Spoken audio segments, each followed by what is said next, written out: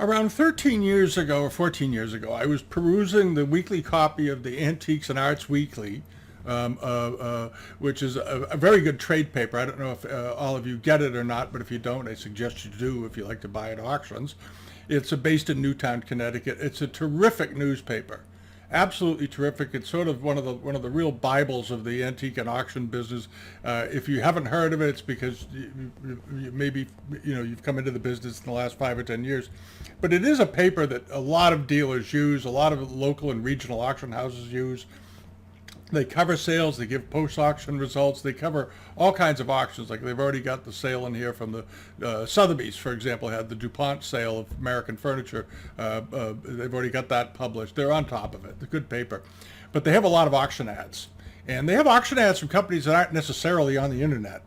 And they sometimes have small auctions and regional auctions from around here in New England, out west, Midwest, all over the place.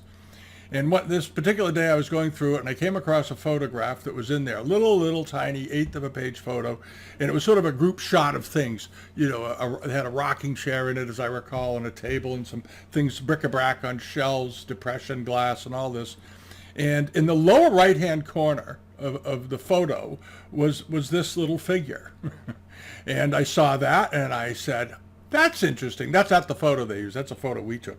But I said, well, that looks interesting. So I called the auctioneer up and I said, I'd like to get a better picture of that if I could. And what can you tell me? And he said, this is sort of a funny item. It's a funny lot. He said, I have a very good friend of mine's wife works at the dean's office at Cornell University. And there was a discussion in the office that they were thinking of deaccessioning a bunch of things that had been left to them by a benefactor, by one of the school's benefactors who died a number of years ago and left them all this Chinese stuff, probably hoping that they would actually display it or do something with it. And they didn't want it, and for whatever reason. And he said, so the woman in the office that he knew recommended this auctioneer to come pick it up and that he could handle the sale of it. And I said, very good. I said, what can you tell me about him? And he said, well, not much. It was all bought, in the 1950s or before, as far as he knew. And he said, but there are some stickers and labels on them. And I said, really? I said, what do the stickers say? And the first one he read off was Ralph Chait Gallery in New York City.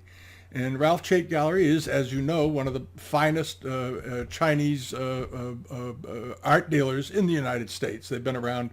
They're in their 3rd or 4th generation at this point. Fabulous company. They sell all kinds of great things. And he said the other one is a little simple little round label. It says C.T. Liu. And he said he must have been a dealer or a collector. And I said, well, he was a dealer. And so the guy obviously didn't know, much about Chinese stuff. And I said, can you send me some pictures of whatever it is they gave you to sell? And he said, sure. And he sent me very, very quickly a pile of photographs. He mailed them to me, a whole stack of photographs. And I went through them, and this is what I was looking at, just a few of them, just a few of the 31 or 2 pieces. And I called him immediately and said, listen, I'd like to set up a phone line for your auction for the items that you sent me. And he goes, well, which lots are you interested in? And I said, all of them. And I said, but I don't mind sitting on the phone and that kind of thing. And he said, well, I'm happy to do it. And he was a great guy, and he set up the phone for me. And I bought 31 lots, and the only lot I didn't buy was a square vase by Hamada that was also included, and there was apparently a very good Japanese, or a knowledgeable Japanese collector somewhere in that area that saw that knew right away what it was, because all of the other lots that I bought went in the hundreds of dollars.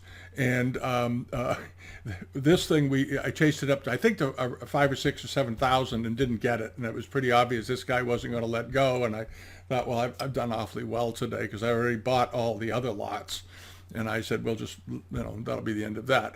And I think the Hamada piece was probably worth another couple of thousand, but not a lot more. But it was a nice piece. So the pieces were all sent out to me, and I sold all but a couple of them very quickly. And the piece that we're going to show you today in the little clip is a bust I decided to keep, a Chinese bust, and it's from the Tang Dynasty, and I absolutely love it. And this is the story behind it. But this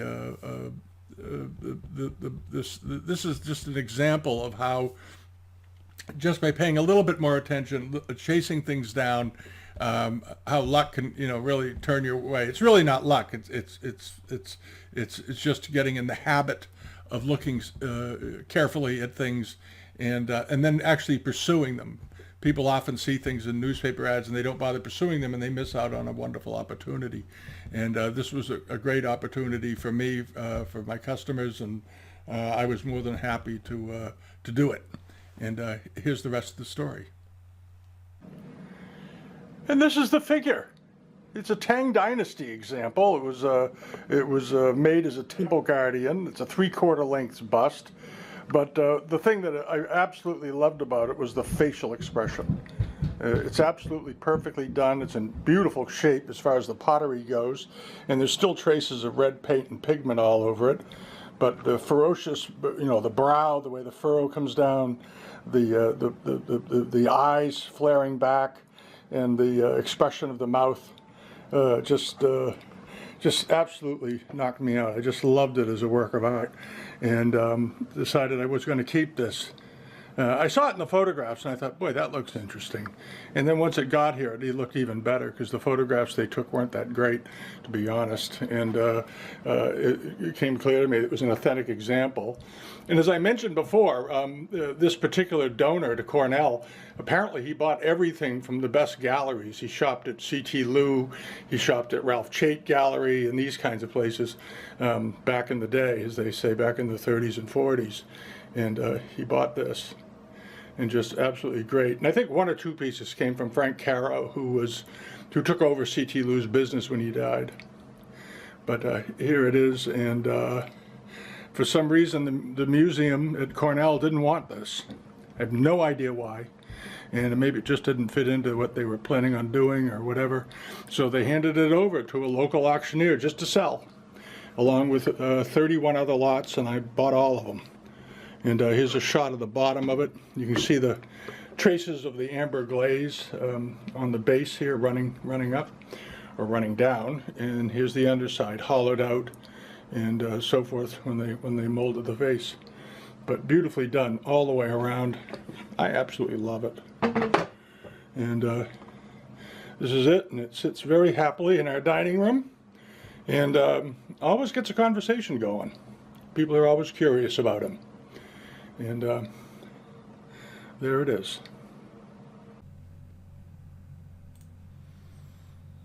Some of the things I've learned since I bought this was that when I did some initial looking around for similar examples, similar 3/4 length busts, what I found was they didn't make many of them. It's actually quite rare.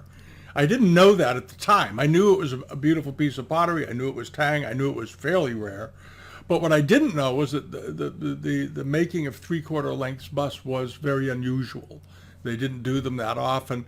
This was not cut from a bigger piece. This was how it was made. You can tell by the clay on the bottom of it how it's rough around the edges and so forth. It obviously hasn't been severed off of something. And I found that to be sort of an interesting thing. And I did a lot of looking on the internet. And through museum collections and books and things that I have here. I've got a lot, probably 2,000 books here. And couldn't find another one really quite like it. I found similar standing figures. I found temple guardians, the figures standing, the full length ones standing outside, the way they did them. But no 3/4 lengths, no or half busts. 3/4 lengths or half busts I've I'm not sure where the dividing line is between the two, but at any rate. And I thought, well, that's really interesting. And the other thing I found was that it has not been published anywhere else that I could find. Because usually Tang pieces, you know, during the 30s and 40s, 50s, often they were published because there were lots of exhibitions and shows. Local museums had shows and exhibitions. There was no museum loan number ever on the bottom of it.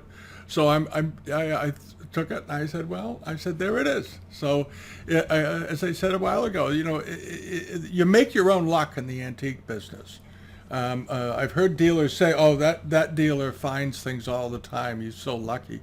No.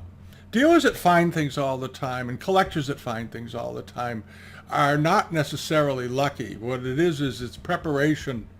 It's what happens when preparation and hard work meets an opportunity, is usually how I look at it. And real active collectors and so forth are always coming up with things. And the reason they're always in dealers, they're always coming up with things because they're always looking. And they never stop. They are relentless. And this is how you find things in the business. Things not often come to you. You have to have lots of lines in the water. I know some people who try to get into dealing and collecting, and they stick to just one or two methods of finding stuff. And that's not the way to do it. The way to do it is it's like going out fishing in the ocean. You throw many lines into the water all the time. You keep many lines baited all the time, and you're going to catch more fish. It's the law of large numbers, and that's the same way you collect or buy as a dealer.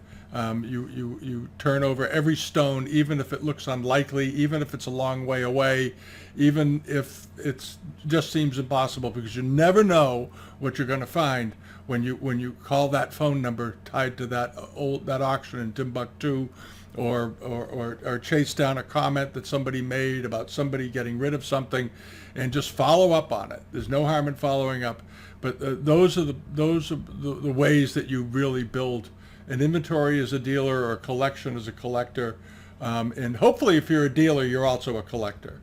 I've never known a great dealer who wasn't also a collector. I've never known one. If you're going to deal in something, whether it's jewelry or paintings or whatever, you better be a collector to be any good at it, because otherwise you'd never develop a passion. You just develop a financial interest, and financial interest buyers tend to buy the wrong things, unless somebody with taste is advising them, which is how bad art collections got formed. It's how the famous Getty Museum out in California was created. Was that Getty was a price buyer. He wasn't a particularly good buyer. He bought everything based on price. And when the museum became a museum and it was put into the hands of professional museum people, the first thing they did was sell off a large number of the paintings that Getty had bought, because they were all sort of second-rate paintings by famous artists instead of the best of the best. And for a time they were sort of flooding the market with famous signatures on great paintings. And it's the same thing in Chinese art. The best Chinese dealers are also great collectors and have a real interest. And you only need to look at some of the luminaries that have gone on, and Ellsworth and those guys. They lived with their collections, and they lived with their inventory, and they absolutely loved what they did. And that's how they developed a true fascinating business. So anyway. So that's the story of it, and I have no plans, again, on like many of the things, I have no plans on selling it, and it's an interesting story from a dealer perspective, and because of the other pieces, they sold very, very well. We did awfully well with them. This was sort of a freebie, it worked out that way, and then some. Okay. Have a great week, and I'll be back later this week with a regular video. And thanks for watching. And remember to, what do they always say? Share, like, and subscribe. Ooh, that sounds tacky, doesn't it? Anyway, subscribe if you haven't already, and I hope you enjoyed it. All right. Bye-bye.